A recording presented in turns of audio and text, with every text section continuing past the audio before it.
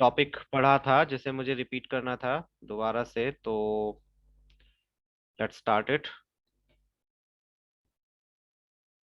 Not blood, bones वाला था ना।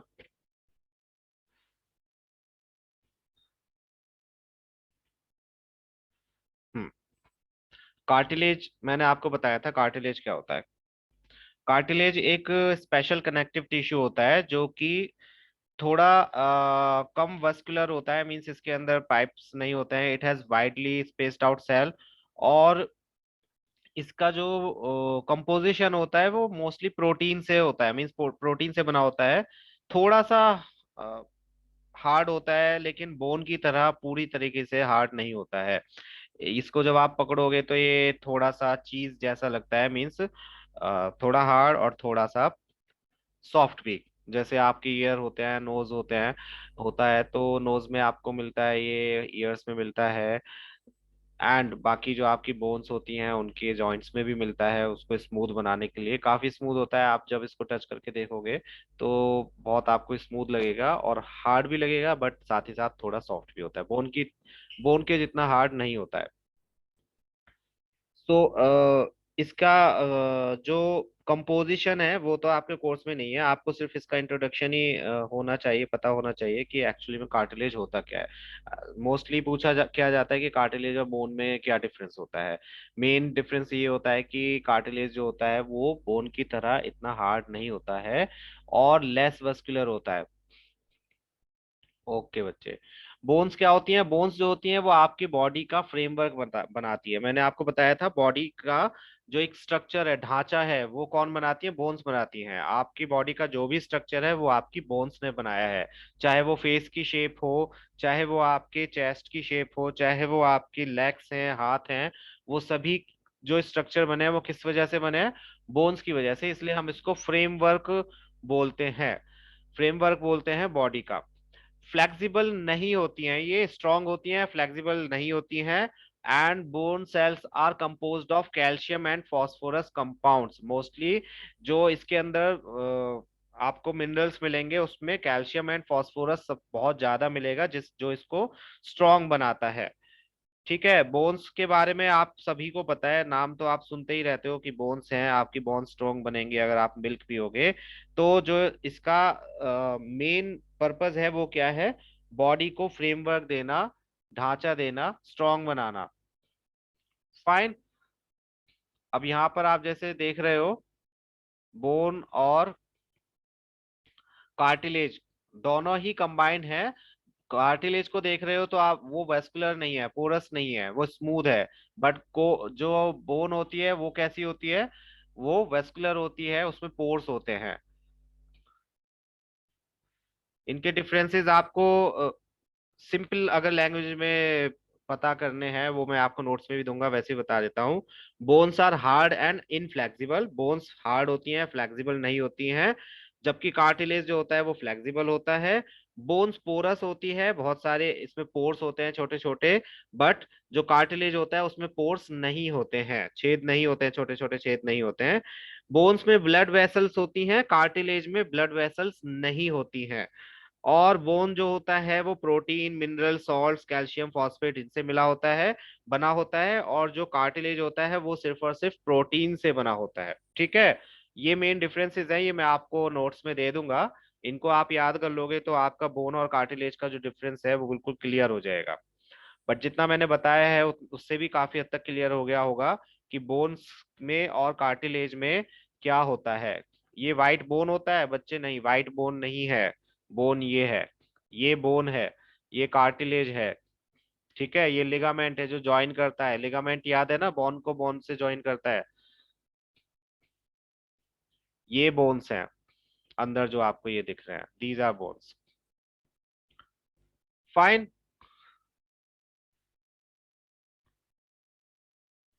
अगेन इसके डिफरेंसेस आप नोट्स में देख लोगे, बहुत इजी डिफरेंसेस हैं। इसमें कोई भी आपको कंपोजिशन से रिलेटेड ऐसे वर्क क्या होता है, क्या कंपोजिशन है, किससे बने होते हैं, क्या होता है, वो नहीं बताना है आपको, मेन डिफरेंसेस बताने हैं।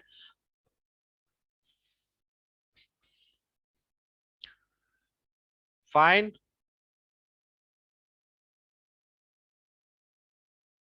चलो, तो इसके बाद थे हमारे कनेक्टिव टिश्यू, जो लिक्विड कनेक्टिव टिश्यूज थे।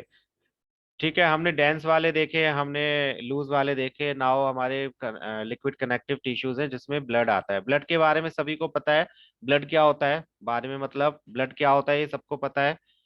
What is blood? सबने देखा है ब्लड या नहीं देखा? किसी किसी ने, किसने नहीं देखा है ब्लड, चलो बताओ।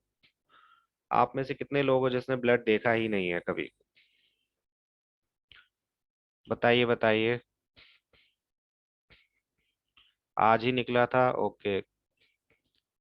आदित्य, आई होप कोई इंजरी सीवियर नहीं थी। वंश, तुमने देखा है ब्लड?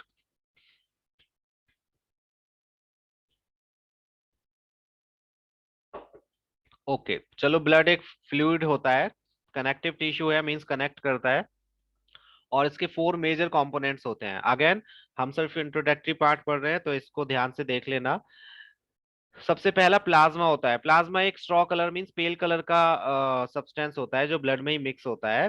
प्लाज्मा अगर आपने देखा हो, इन केस आप कभी ब्लड बैंक गए हो तो, या आपने तो नहीं करा होगा, बट ब्लड डोनेट जब करते हैं, कई बार प्लाज्मा डोनेट करते हैं, सो उसमें क्या होता है, ब्लड को सेपरेट करके उसमें से एक येलो कलर, येलोइश कलर का लिक्विड अलग कर लिया जाता है जो प्लाज्मा होता है। उसके अंदर बहुत सारे proteins, enzymes, hormones, minerals, vitamins, waste material जो यूरिया एंड यूरिक एसिड होते हैं, वो इसी के अंदर इंक्लूडेड होते हैं। मीन्स ये क्या काम करता है, फूड को सप्लाई करता है और वेस्ट मटेरियल को कलेक्ट करता है।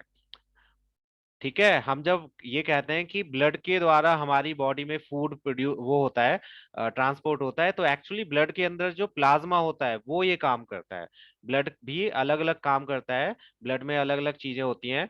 जो WBCs होते हैं वो अलग काम करते हैं, RBCs अलग काम करते हैं, प्लेटलेट्स अलग काम करते हैं, और प्लाज्मा अलग काम करता है। तो प्लाज्मा जो होता है वो पेल कलर का होता है, थोड़ा हल्का येलो कलर का होता है। इसको आप देखोगे, इसको पैकेट्स में रखा जाता है मोस्टली, जब किसी को जरूरत होती है उसे दे दिया जाता है। तो ये येलोइश कलर का होता है। इसमें 55% जो होता है ब्लड में पार्ट, वो प्लाज्मा ही होता है। मीन्स आप देख सकते हो 50% से ज्यादा क्वांटिटी प्लाज्मा की होती है हमारे ब्लड में। इसमें प्रोटीन्स होते हैं, एंजाइम्स होते हैं, हार्मोन्स होते हैं, मिनरल्स होते हैं, वाइटामिन्स होते हैं, वेस्ट मटेरियल्स होते हैं, जैसे कि urea and uric acids. It is a pail colour component of blood. Blood का ये पेल कलर कंपोनेंट होता है।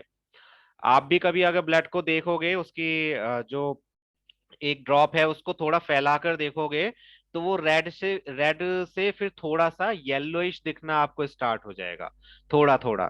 तो वो किस वजह से होता है, क्योंकि उसके अंदर प्लाज्मा होता है, 55% प्लाज्मा होता है, जो कि थोड़ा पेल इन कलर होता है। ठीक है, समझ आया कि प्लाज्मा क्या होता है?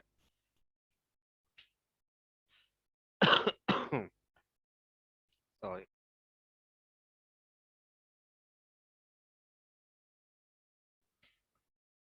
बताइए बताइए।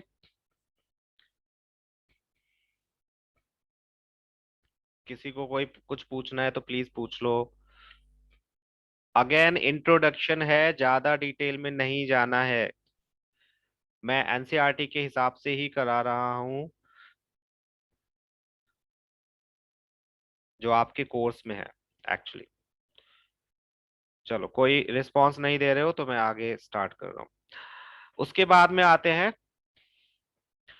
RBCs, रेड ब्लड सेल्स, जिनको हम,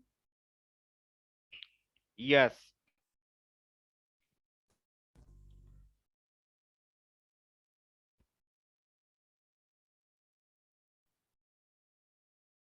M I audible to everyone? Please एक बार कंफर्म करना, because there was some problem with mic. Okay, mic कुछ गड़बड़।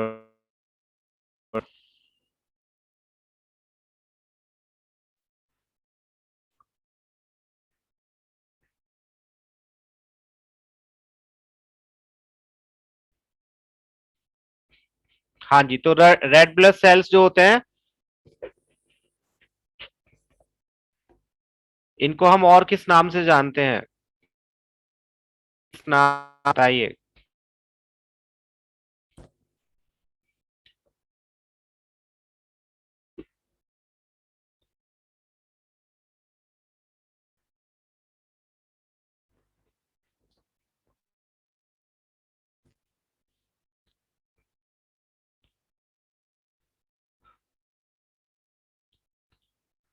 अभी वॉइस आ रही है? प्लीज एक बार बताओ, अब भी लैग कर रही है?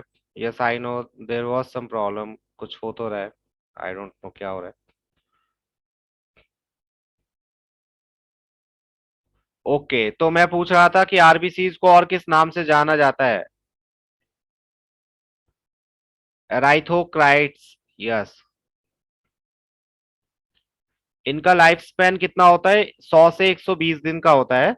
और इनमें एक पिगमेंट होता है हीमोग्लोबिन, जिसकी वजह से इनका कलर रेड होता है। और हीमोग्लोबिन का सबसे इंपॉर्टेंट टास्क क्या होता है? ये कार्बन डाइऑक्साइड को और ऑक्सीजन को ट्रांसपोर्ट करता है लंग्स तक एंड टिश्यूज तक। आपकी बॉडी में जो गैसियस एक्सचेंज होता है वो किसकी वजह से होता है? रेड ब्लड सेल्स की वजह से। यही आपकी बॉडी में जो ऑक्सीजन आप इनहेल करते हो उसको डिफरेंट डिफरेंट सेल्स तक, टिश्यूज तक पहुंचाता है। और वहां से जो कार्बन डाइऑक्साइड होती है उसको भी सेपरेट करके या उसको भी ट्रांसपोर्ट करके आपके लंग्स तक पहुंचाता है, जो कि फिर बाद में आप एक्सहेल करते कर देते हो। ठीक है? समझ में आया कि क्या करता है आरबीसी? प्लीज एक बार कंफर्म करो। आप लोग रिस्पांस देते रहना, बिकॉज मुझे नहीं पता चल रहा कि आप, मेरी आवाज आप तक पहुंच भी रही है या नहीं। ऑल्दो मैंने माइक को दोबारा से कनेक्ट तो किया है, लेकिन फिर भी आप रिस्पांस दोगे तो अच्छा रहेगा। सो आरबीसी का मेन काम क्या होता है? आरबीसी में हीमोग्लोबिन होता है। और हीमोग्लोबिन क्या काम करता है? वो ऑक्सीजन और कार्बन डाइऑक्साइड को ट्रांसपोर्ट करता है through out the body. Yes, transfer या ट्रांसपोर्ट करता है। किसको? ऑक्सीजन एंड कार्बन डाइऑक्साइड को। ठीक है, तो ब्लड में दो चीजों के काम हमने पढ़ लिए। एक तो था प्लाज्मा, जो फूड मटेरियल्स को ट्रांसपोर्ट करता है और वेस्ट मटेरियल को ट्रांसपोर्ट करता है। दूसरा आरबीसी, जो गैसेस को एक्सचेंज करता है, गैसेस को एक्सचेंज नहीं, सॉरी, ट्रांसपोर्ट करता है। चाहे वो कार्बन डाइऑक्साइड हो या फिर ऑक्सीजन हो, दोनों को ही। उसके बाद में आता है व्हाइट ब्लड सेल्स। ये जो होते हैं मेनली, ये क्या काम करते हैं? ये हमें अलग अलग इन्फेक्शन से, इंजरीज से, उनसे बचाते हैं। इन्फेक्शंस स्पेसिफिकली, जो भी आपकी बॉडी में कोई भी फॉरेन सब्सटेंसेस आते हैं या फिर कोई इन्फेक्शन आता है, तो उससे लड़ने में ये काम करते हैं और ये इम्यून सिस्टम को बनाने में हेल्प करते हैं। They are involve in immune response. जो आप में इम्यूनिटी होती है वो व्हाइट ब्लड सेल्स की भी एक कंट्रीब्यूशन है। इनका भी कंट्रीब्यूशन होता है। ये डिजीजेस जितनी भी होती हैं उनसे फाइट करते हैं। आपकी बॉडी में जो भी डिजीज होगी उसके जो भी माइक्रोब्स होंगे उनसे लड़ने में ये ही काम करते हैं और आपके इम्यून सिस्टम को बताते हैं। यस बच्चे, आपने कभी ब्लड कैंसर का नाम सुना है? ब्लड कैंसर जो होता है वो एक तरह से यही होता है, जिसमें व्हाइट ब्लड सेल्स जो होते हैं वो कम होने लग जाते हैं, जिसकी वजह से आपकी इम्यून पावर बिल्कुल खत्म हो जाती है और आपके जो भी है, जिसको भी हुआ है, उसकी लाइफ डेंजर में आ जाती है। So they are very important, white blood cells. ये बहुत जरूरी होते हैं। और ये बोन मैरो में भी इनका एक जो पूरा एक, क्या कह सकते हैं, स्टोर होता है, वो बोन मैरो में होता है। तो आपने ये भी शायद सुना हो कि जिसको ब्लड कैंसर या ऐसी कोई प्रॉब्लम होती है तो उनको बोन मैरो का ट्रांसप्लांटेशन कराया जाता है उनके साथ में, जिससे कि बोन मैरो में जो व्हाइट ब्लड सेल्स हैं वो उनकी बॉडी में जाके अगेन उस काम को पूरा कर सके, यानी कि डिजीजेस से फाइट कर सके। एनीवेज, वो एक मेडिकल टर्म हो गई। In short, yes, white blood sales जो होते हैं वो आपकी बॉडी में डिजीजेस से लड़ने के काम आते हैं। जितनी भी आपकी डिजीज होती हैं, ट्रांसप्लांटेशन, ट्रांसप्लांटेशन एक बॉडी से दूसरी बॉडी में किसी चीज को ट्रांसप्लांट करना, वंश, जैसे ऑर्गन ट्रांसप्लांटेशन भी होता है आजकल। जो किसी का कोई ऑर्गन खराब हो जाता है तो उसको किडनी ट्रांसप्लांटेशन जैसे होता है कि दूसरी किडनी लगाई जाती है ना? इसी तरह से ट्रांसप्लांटेशन के थ्रू अगर किसी की बॉडी में कोई एक पार्ट काम नहीं कर रहा है या कोई एक चीज काम नहीं कर रही है, और इफ इट्स पॉसिबल, तो उसको दूसरे किसी पर्सन की बॉडी से लेकर उसमें ट्रांसप्लांट कर दिया जाता है। उसको ट्रांसप्लांटेशन कहते हैं। फाइन। बोन मैरो का होता है प्लेटलेट्स का भी, यस। लास्ट में आता है प्लेटलेट्स। इसका सिंपल सा काम ये होता है कि ये ब्लड की क्लॉटिंग में काम करते हैं। नहीं, हर चीज ट्रांसप्लांट नहीं हो सकती बच्चे। ब्लड की क्लॉटिंग आपने देखी है, जब आपको चोट लग जाती है या इंटरनल कोई इंजरी होती है तो कैसे वो सही होती होगी। सपोज आपकी बॉडी में इंटरनली कोई इंजरी हुई, छोटी मोटी इंजरी होती रहती है बॉडी के अंदर भी, तो वो कैसे सही होती होगी, या आपकी बॉडी के बाहर भी जो इंजरी होती है वो कैसे सही होती है, क्योंकि ब्लड के जो प्लेटलेट्स होते हैं उनमें, और वो साथ में मिलके कई ऐसे फैक्टर्स होते हैं जो साथ में मिलके ब्लड की क्लॉटिंग में काम आते हैं। ठीक है, ब्लड की क्लॉटिंग में काम आते हैं, जिससे कि जो आपका ब्लड है वो इंटरनली या एक्सटर्नली ज्यादा बहे नहीं। डेंगू में कम क्यों होने लगते हैं बच्चे, कम क्यों होने लगते हैं, ये तो एक अलग ही टॉपिक हो गया, लेकिन हाँ ये होता है कि डेंगू में मेनली प्रॉब्लम क्या आती है कि आपकी जो ब्लड कैपिलरीज हैं वो बस्ट होने लगती हैं, जिसमें मीन्स इंटरनली जो ब्लड होता है वो बहने लगता है, या फिर कह सकते हो उसका रिसाव होने लगता है, क्योंकि आपके प्लेटलेट्स कम होते हैं। तो इसी वजह से प्लेटलेट्स का ट्रांसप्लांटेशन या फिर उसको बढ़ने का वेट किया जाता है, इसलिए वो डेंजरस हो जाता है आपके लिए। यस। सो ये सारी चीजें देखो, in short blood is very important, also very important, सभी इंपॉर्टेंट है but blood is very important, क्योंकि अगर प्लाज्मा नहीं होगा तो फूड कैसे पहुंचेगा आपकी बॉडी के हर एक पार्ट को, हर एक सेल को, है ना। अगर प्लाज्मा नहीं होगा तो जो उन पार्ट्स का वेस्ट है वो आपकी बॉडी से बाहर नहीं निकलेगा। रेड ब्लड सेल्स नहीं होंगे तो गैसियस एक्सचेंज नहीं होगा। सपोज करो आपके घर में खाना तो है, लेकिन आपके घर में एनर्जी नहीं है, मींस आपके घर में क्या नहीं है, लिक्विड पेट्रोलियम गैस नहीं है या फिर कोई भी फ्यूल नहीं है, तो आप खाना बनाओगे कैसे। आपको पता है कि जो सेल्स होते हैं वो रेस्पिरेशन करके ही फूड बनाते हैं, एनर्जी प्रोवाइड कराते हैं, तो जब तक उनको गैस नहीं मिलेगी, मींस कार्बन ऑक्सीजन नहीं मिलेगा, तब तक वो कैसे खाना बना पाएंगे। तो ये भी होना जरूरी है। व्हाइट ब्लड सेल्स आपकी बॉडी को इम्यून सिस्टम देते हैं, मींस जो भी डिजीज है उनसे फाइट करते हैं, तो ये भी बहुत इंपॉर्टेंट है। प्लेटलेट्स भी इंपॉर्टेंट है, क्योंकि अगर आपको कोई इंजरी होती है और अगर ब्लड बहता रहेगा तो ऑब्वियसली उस केस में ब्लड लॉस होगा और आपकी बॉडी में इन सभी चीजों की कमी हो जाएगी।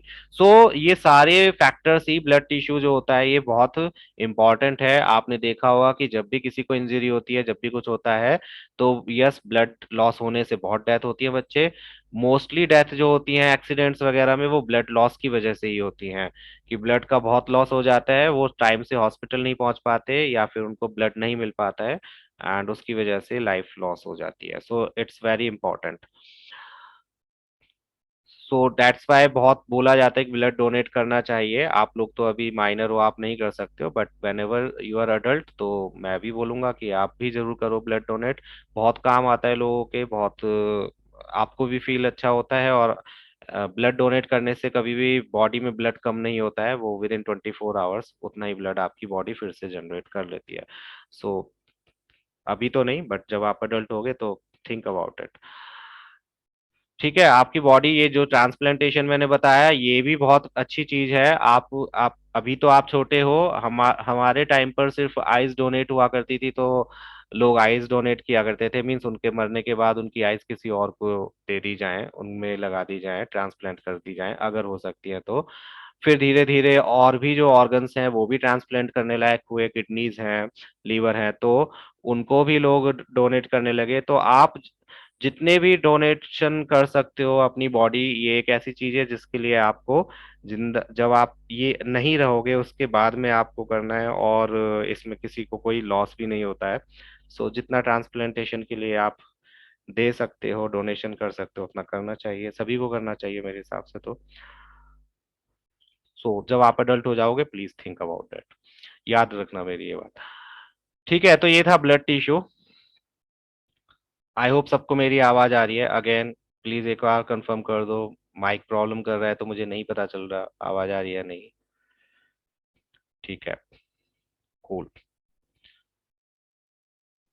उसके बाद में आता है लिम्फ। लिम्फ भी एक कनेक्टिव टिश्यू होता है, लिक्विड होता है। देखो जब हमारी ब्लड कैपिलरीज जो होती हैं उसमें से ब्लड ट्रांसपोर्ट होता है, तो थोड़ा सा जो ब्लड होता है, कलर कलरलेस फ्लूइड होता है, जो ब्लड कैपिलरीज से बाहर आ जाता है। वो क्या करता है कि जितना भी आपका फूड है, क्या कहते हैं, ब्लड में जो भी मटेरियल्स हैं वो भी कई बार सेक्रेट होके बाहर आ जाते हैं। ऐसा नहीं है कि वो सारे के सारे एक ही फ्लो में चलते चले जा रहे हैं और उस पार्ट तक पहुंच गए जहां पर उनको पहुंचना था। बीच बीच में उनका लॉस भी हो जाता है, मीन्स वो बाहर भी निकल आते हैं। तो उन सारे मटेरियल्स को दोबारा से आ, उसी सिस्टम में ले जाना जिस सिस्टम से वो बॉडी के पार्ट्स में जा रहे थे, उस काम को क्या करते हैं, लिम्फ करते हैं। अभी मैं लेट मी शो यू, अगर मेरा पेन मुझे मिलता है, कि कैसे काम करते हैं।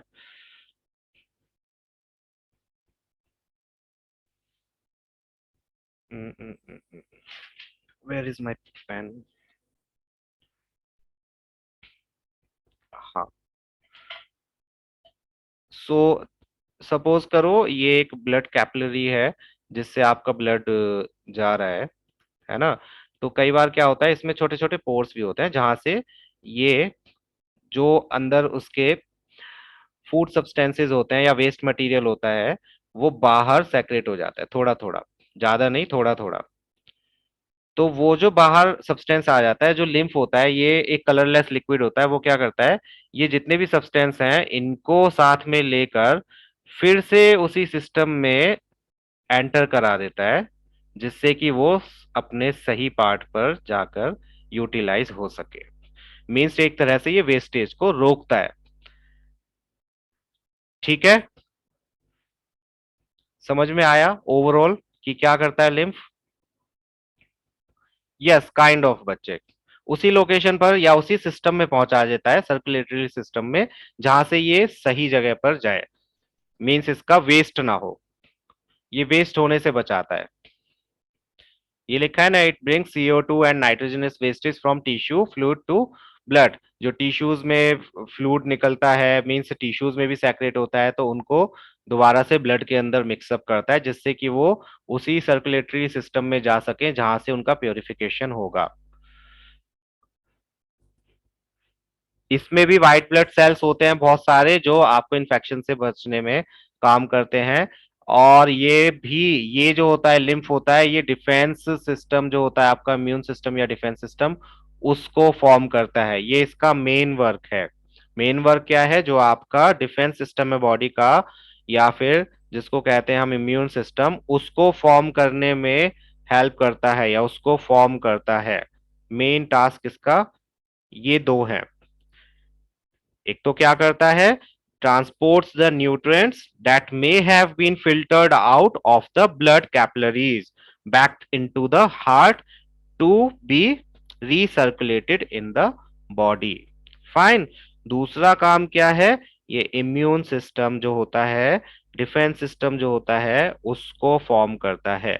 मींस हमें इन्फेक्शन से बचाता है।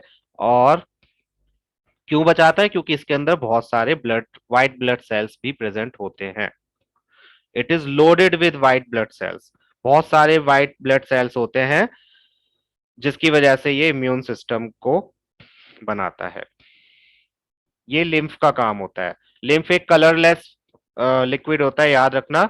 अगर आपसे पूछा जाए, कई बार ऐसा होता है, इसमें कंफ्यूज हो जाते हैं, क्वेश्चन में पूछा जाता है which connective tissue, liquid connective tissue is straw, straw या पेल इन कलर।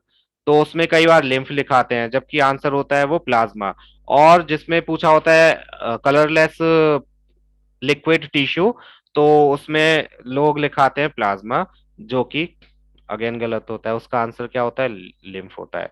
कलरलेस है तो लिम्फ है। अगर पेल या स्ट्रॉ कलर, स्ट्रॉ भी लिखा हो सकता है, स्ट्रॉ कलर वो एक ही बात है। स्ट्रॉ कलर मीन्स पेल कलर, थोड़ा सा येलोइश कलर होता है, वो होता है क्या, प्लाज्मा। ठीक है, तो इसके मेन दो काम है। एक तो जो भी फिल्टर आउट हो गए हैं उनको रिसर्कुलेट करके हार्ट तक पहुंचाना। दूसरा, इम्यून सिस्टम को बनाना। ये दो काम है लिम्फ के मेनली।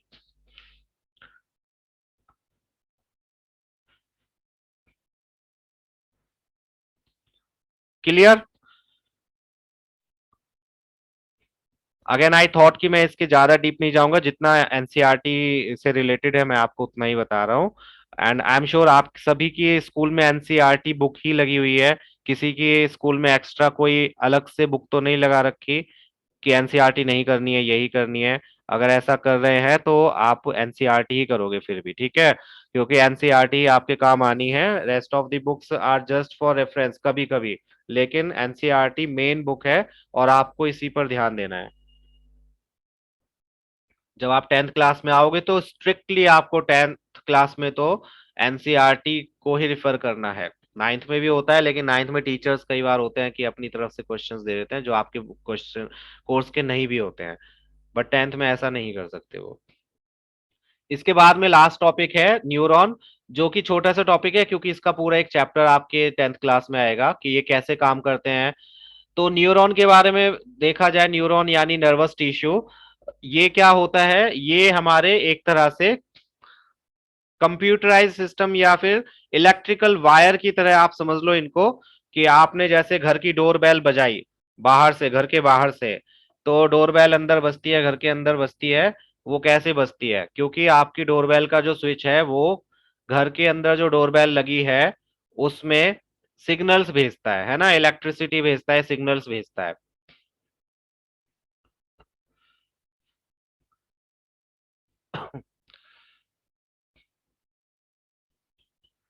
तो वो सिग्नल्स भेजने का काम यहाँ पर बॉडी में कौन करता है, नर्वस सेल करते हैं, न्यूरॉन्स करते हैं। जैसे आपको आपकी बॉडी के जितने भी एक्शंस हैं या जितने भी सेंसेस हैं, आपको स्मेल आ रही है, आपने फूड को सूंघा, ठीक है, आपने सपोज करो कोई आइसक्रीम, मैंगो फ्लेवर की आइसक्रीम को स्मेल किया।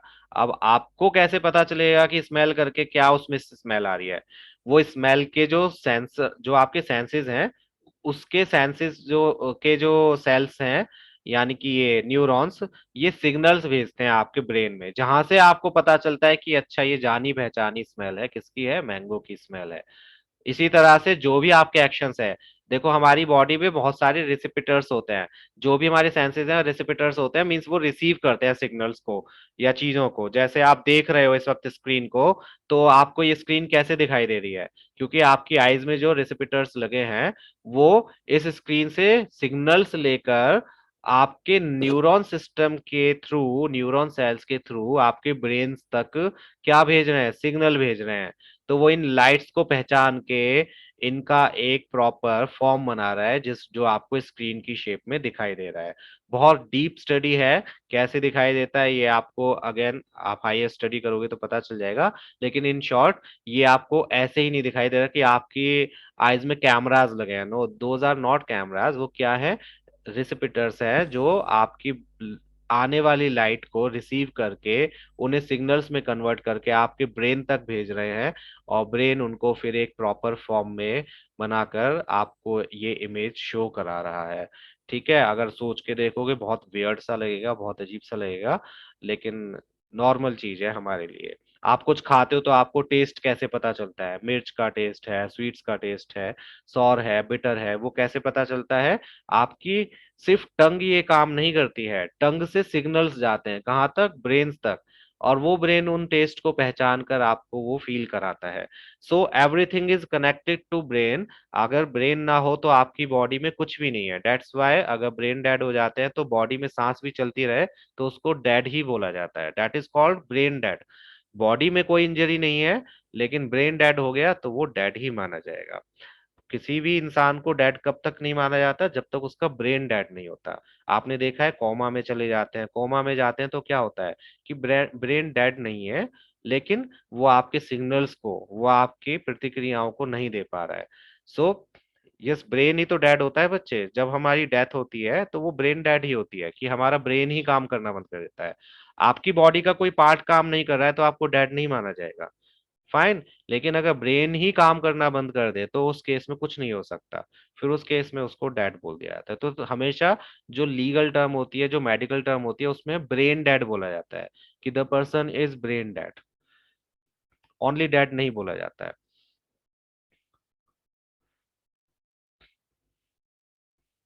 ठीक है, यस। हार्ट में भी, हार्ट जब, देखो हार्ट से भी यही होता है कि हार्ट जब ब्लड पंप करना बंद कर देता है तो हमारी बॉडी में एनर्जीज होनी शुरू, सॉरी, एनर्जी जो होती है प्रोड्यूस होनी बंद हो जाती है। एनर्जी प्रोड्यूस होनी बंद हो जाती है तो जो ब्लड है वही हमारे ब्रेन तक भी जाता है, वही हमारे ब्रेन को भी चलाता है। वहां पर जो सेल्स हैं उनको भी एनर्जी की जरूरत है ना। तो जब ब्लड ही नहीं जाएगा, उससे गैसियस एक्सचेंज ही नहीं होगा, तो एनर्जी कहाँ से जाएगी? उस केस में ब्रेन के भी जो जितने भी सेल्स हैं वो डेड हो जाते हैं, और उससे ब्रेन भी डेड हो जाता है। फाइन। तो बहुत कॉम्प्लिकेटेड नहीं है बॉडी का जितना भी टास्क है, बस हाँ बॉडी के पार्ट्स इतने सारे हैं कि उनको समझने में बहुत टाइम लग जाता है, थोड़ा कंफ्यूजन भी होता है। लेकिन यस, अगर ओवरऑल देखोगे तो it is just like computer. बिल्कुल कंप्यूटर की तरह है कि इसमें ब्रेन है, सीपीयू खराब हो जाए तो आपका कंप्यूटर खराब ही माना जाता है। बस उसमें क्या होता है कि आप उसको चेंज कर सकते हो, सीपीयू को। यहाँ पर वो ऑप्शन अभी तो नहीं है अवेलेबल। रैम होती है ना, रैम को चेंज कर सकते हो आप, और इलेक्ट्रिकल वायर्स को चेंज कर सकते हो आप। तो बॉडी बिल्कुल मशीन ही है बच्चे, और इलेक्ट्रिसिटी से ही चलती है। आप जब सेल्स को पढ़ोगे, जो सेल्स के अंदर आ, हमारे एटम्स होते हैं, एटम्स के अंदर प्रोटॉन्स एंड न्यूट्रॉन्स वगैरह जो होते हैं जिनमें चार्जेस होते हैं, तो वो चार्जेस ही हमारी बॉडी को चला रहे हैं, वो चार्जेस ही एवरीथिंग है। वो चार्जेस बहुत इंपॉर्टेंट है। तो इलेक्ट्रिसिटी ही है एक तरीके की हमारी बॉडी में भी, जिसको एटीपी एनर्जी बोलते हो। तो वो ही हमारी बॉडी को चला रहे हैं। So it is like a machine itself, that's why इसकी एक लिमिट है, ये चलती नहीं रह सकती। 11th में हमने कौन से सब्जेक्ट लिए थे? मैंने 11th में बच्चे मैंने बहुत सारे सब्जेक्ट्स लिए थे। कंप्यूटर साइंस ली थी एक्चुअली।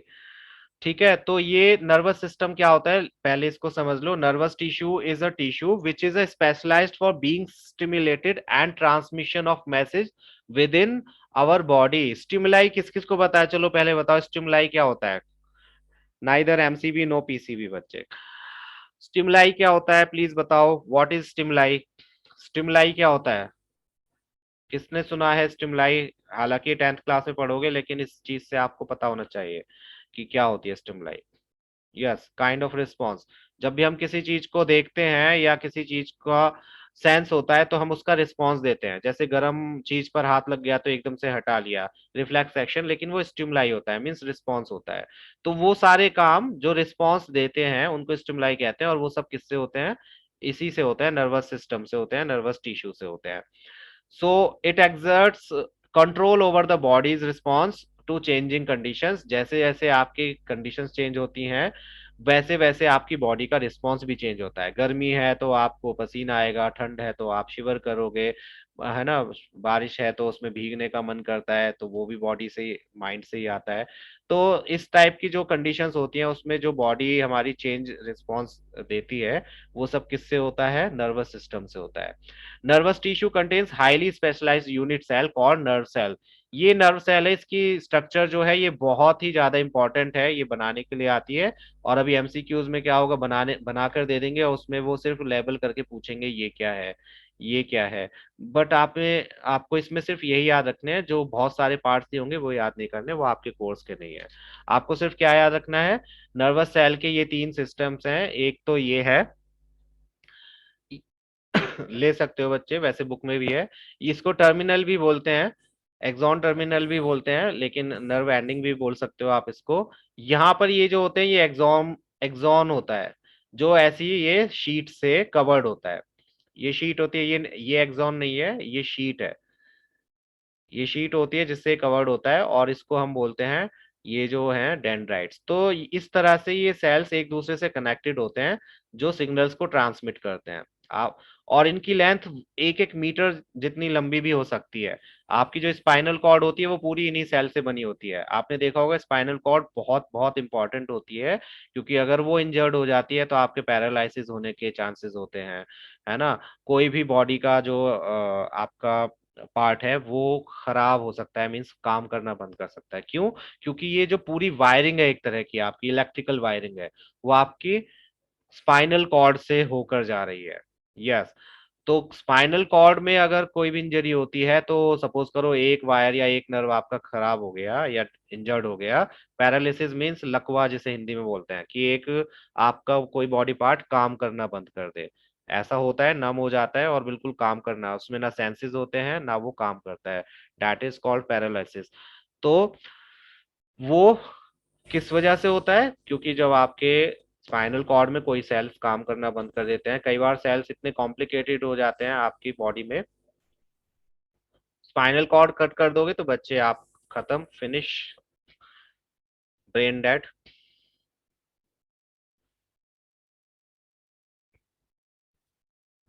वो बच्चे माइंड से ही होता है, ब्रेन से ही होता है। ब्रेन के, आपकी बॉडी के हर एक पार्ट ब्रेन से कनेक्टेड है, ये आपको पता होगा। और जब ब्रेन में कोई एक पार्ट या कोई एक सेंस काम करना बंद कर देता है, यानी कि एक टाइप के सेल जो आपकी उस बॉडी पार्ट को कंट्रोल कर रहे थे उसे करना बंद कर देते हैं, तो वो आपको लेफ्ट साइड का, राइट साइड का पैरालिसिस हो जाता है। ये आपको 10th क्लास में ये पूरा चैप्टर है तो उसमें आपको बताया जाएगा, डोंट वरी। इसका ही पूरा चैप्टर है, डेट्स वाई ये बहुत छोटा सा टॉपिक है आपकी बुक में, सिर्फ बताने के लिए कि हाँ ये भी कुछ होता है। इसका पूरा चैप्टर 10th क्लास में है, जिसमें आपको पूरा बताया जाएगा कि ये किस तरह से सिग्नल ट्रांसमिट करते हैं और किस तरह से आपके ब्रेन तक पहुंचाया जाता है। So brain cell, nervous cells जो होते हैं, न्यूरॉन्स जिनको बोलते हैं, उनकी स्ट्रक्चर आप देख लो। यस, उनका स्ट्रक्चर बिल्कुल याद कर लेना है, सिंपल स्ट्रक्चर, नॉट कॉम्प्लिकेटेड वाला, जिसमें आपको ये पता होना चाहिए कि ये जो येलो लाइन है ये क्या है, एक्सॉन है, जो एक शीट से कवर्ड होती है, ये नर्व एंडिंग होता है या टर्मिनल भी बोलते हैं इसको, और ये डेंड्राइट्स होते हैं।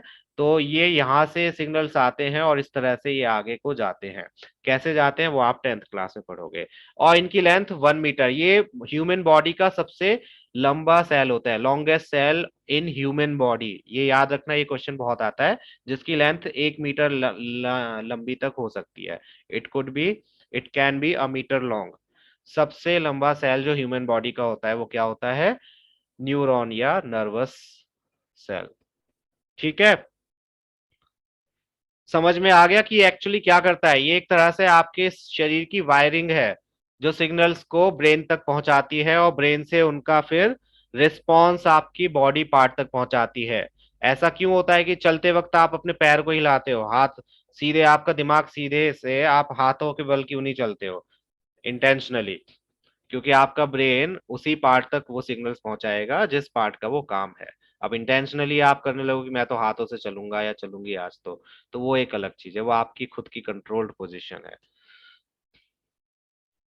अपनी आइज से देख सकते हैं स्पाइनल कोड के सेल्स, सेल्स देख बच्चे, सेल्स 1 मीटर लॉन्ग है। स्पाइनल कॉर्ड को कैसे देखोगे बच्चे, पीछे मुड़ के?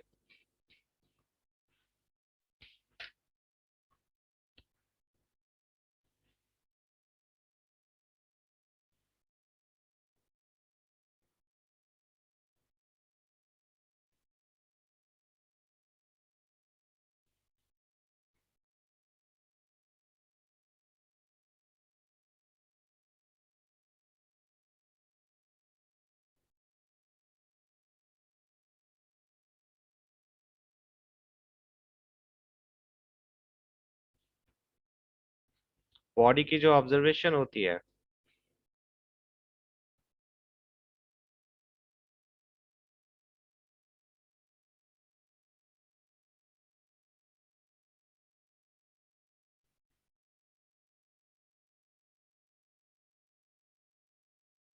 बच्चे लॉन्ग होती है वो, देखो किसी भी चीज को देखने के लिए, नहीं, कोई चीज 1 मीटर लंबी है तो इसका मतलब ये थोड़ी है कि वो विजिबल होगी, उसका डायमीटर भी तो देखोगे ना आप। किसी चीज की विजिबिलिटी उसके डायमीटर, उसकी लेंथ दोनों पर होती है ना। अगर कोई चीज लंबी है तो इसका मतलब ये नहीं है कि आपको दिख जाएगी, उसका डायमीटर बहुत बहुत बहुत थिन होता है, इतना थिन होता है कि आप नहीं देख सकते नेकेड आइज से। 1 मीटर लॉन्ग है लेकिन बहुत पतली है, डायमीटर बहुत बहुत कम होता है, तो नहीं, नेकेड आइज से नहीं देख सकते। लॉन्गेस्ट सेल जरूर है बॉडी का, 1 मीटर लॉन्ग भी हो सकता है। यस आई नो, दिमाग में ये आ सकता है कि 1 मीटर लॉन्ग है तो हमें तो दिख जाता होगा, नहीं, इसका डायमीटर बहुत कम है, बहुत छोटा है। डायमीटर बहुत छोटा होने की वजह से ये बहुत पतले हैं, इतने पतले कि नेकेड आइज से नहीं देखे जा सकते। ठीक है, सिंगल न्यूरॉन्स को अगर आप सोच रहे हो कि देख सकते हो तो नहीं, they can not be seen bye naked eyes.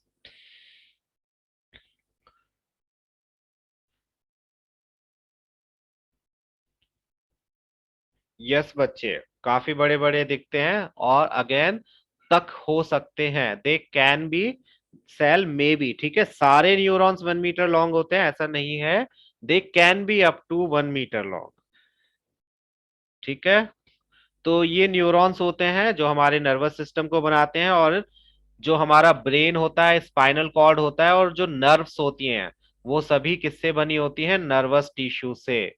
Means ये ही सब हमारे सिग्नल्स को रिसीव और उनके जो भी एक्शंस हैं उनको अप्लाई करवाने में हमारी हेल्प करते हैं। बहुत इंपॉर्टेंट है बॉडी के, जितने भी हमारे सेंसेस हैं उनमें इन्हीं का हाथ है। चाहे वो आपके सूंघने की शक्ति है, चाहे वो टेस्ट करने की, चाहे वो आपके चोट के लगने से आपके दर्द होने की, वो सभी चीजें किसकी वजह से होती हैं, इन्हीं सेल्स की वजह से होती हैं। तो ये बस इतना ही था आपकी बुक में तो, और 10th क्लास में इसका पूरा चैप्टर होगा। आपको अगर इनसे कोई रिलेटेड इश्यूज होंगे तो आप मुझसे पूछ सकते हो। एंड बस चैप्टर तो यहीं तक ही था। इसके बाद में हम force and laws of motion वाला चैप्टर करेंगे नेक्स्ट क्लास से। तो आज तो बस इतना ही। इसके नोट्स मैं कोशिश करूंगा कि कल या परसों तक आपको दे दूं, जो सही सही नोट्स हैं आपके कोर्स से रिलेटेड। और स्लाइड्स भी मैं अपलोड कर दूंगा इन केस किसी को स्लाइड से गो थ्रू होना हो। चैप्टर्स रिकॉर्डेड आपके यूट्यूब पर हैं, इन केस आपको कोई टॉपिक दोबारा से पढ़ना है। सो यस, इतना ही था आज के लिए। Bye Piyush, bye Tanvi, bye यश,